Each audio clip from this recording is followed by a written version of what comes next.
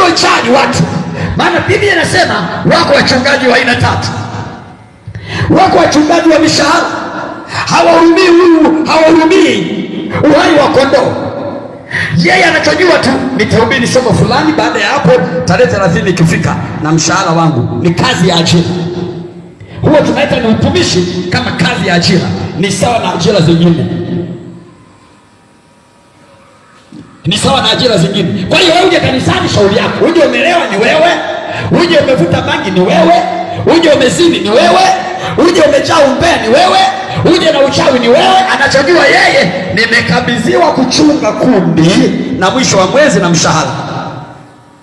Na ina maana kama nimeajiriwa, lazima niyatimize mapenzi ya bosi aliyeniajiri. Mapenzi ya bosi ni nini? Kanisa liongezeke, liwe na watu wengi, watoe sadaka, ili tunachokulipa kipatikane. Hayo ndio mapenzi ya aliyekuajiri.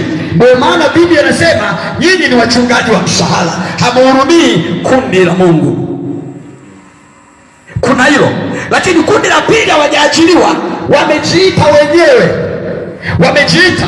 Hawa tunasema wana roho kama ile ya Elima mchawi, ambayo alipona mambo aliyotenda kina Paulo, wakapata mazawadi mengi, watu wakawatunza, wakapata wizi, wakasema na sisi tupate kipawa hiki, tusimame madhabahuni na sisi tuombee watu wajazo roho, na sisi tupate vitu kama wanavyopata wakina Paulo. Na hawa ni wengi sana duniani leo.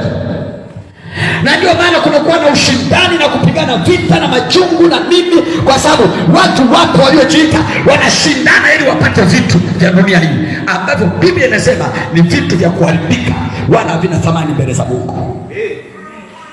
Anasema hawa ni wachungaji wa tumbo. Mungu wao ni tumbo. Kila wanachofanya wanalenga wale, wanalenga washibe, wanalenga hawa. Hawahurumii kundi. Watamsifia mtu anayetoa sana, watamsifia mtu anayejali sana mchungaji, atamsifia, atakuwa anamsifia na kumwinua yule mtu ili azidi kuvimba kichwa na kufanya makubwa zaidi, ili yeye apate kunenepa, tumbo lake liwe kubwa kama la nyangumi. Sio vibaya kumhudumia mtumishi wa Mungu, lakini je, anajali roho za watu?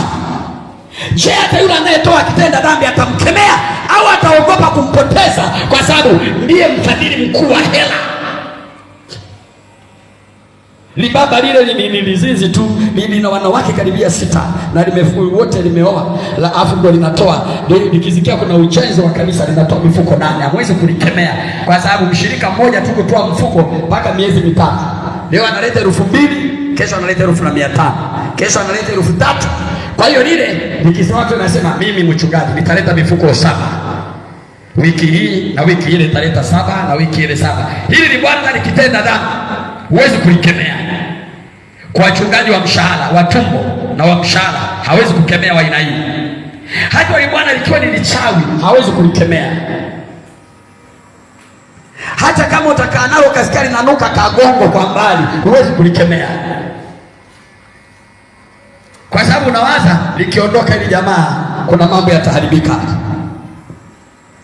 Lakini wako watumishi wa Mungu wenye roho ya Daudi, na hawa ndio Mungu anawahitaji katika siku za mwisho. Haleluya! Yule anayepambana dubu wanaokuja kulalua uhai wa kondoo, anayetoa maisha yake kwa ajili ya watu, anayepambana na mashetani na wachawi na wakuu wa giza, hata kuwakanisha uhai wake kwa ajili ya kondoo Bwana wawe salama. Haleluya!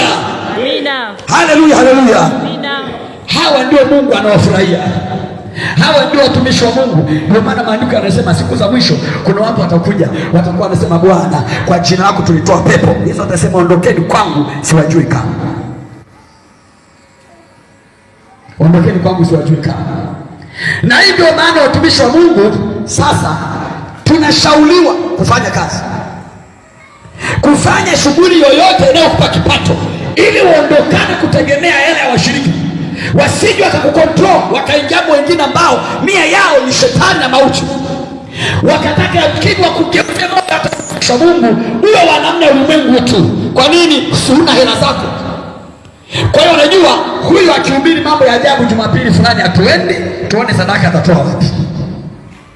Lakini ukiwa na kazi yako, mtumishi wa Mungu, hata kama inakupa kipato kidogo, unashona hema lako, unapata uhakika wa kula, unapata uhakika wa kuvaa, unapata uhakika wa kusafiri kwa hela yako. Ile wanayotoa hautaitolea macho, itakuwa ni hela ya Mungu kwa ajili ya kazi za Mungu. Kama unapenda Yesu, sema amen.